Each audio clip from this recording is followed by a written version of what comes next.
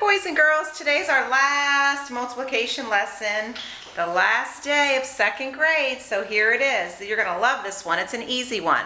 So just like we've been doing with 2s and 5s, you need to figure out how many groups there are first.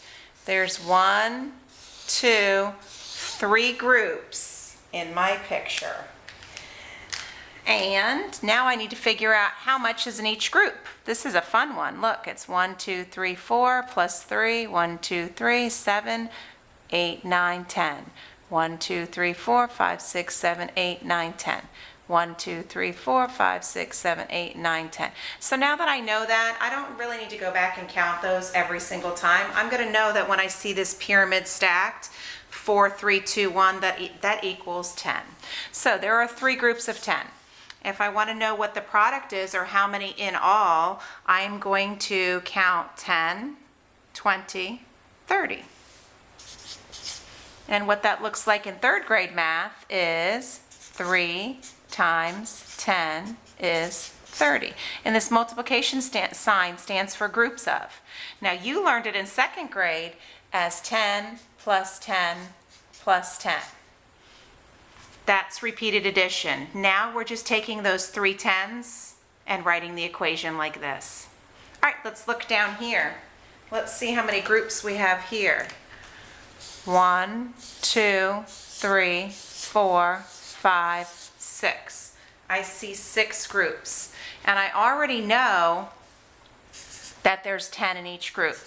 So now I've got to figure out what the in all is. 10, 20, 30, 40, 50, 60. And what that looks like in a math equation would be 6 times 10, which is 60. And this is a fun one, just like how you learned counting by tens back in kindergarten, 1st grade. You worked on those skills. If you know how to count by 10, 20, 30, 40, 50, 60, 70, 80, 90, 100.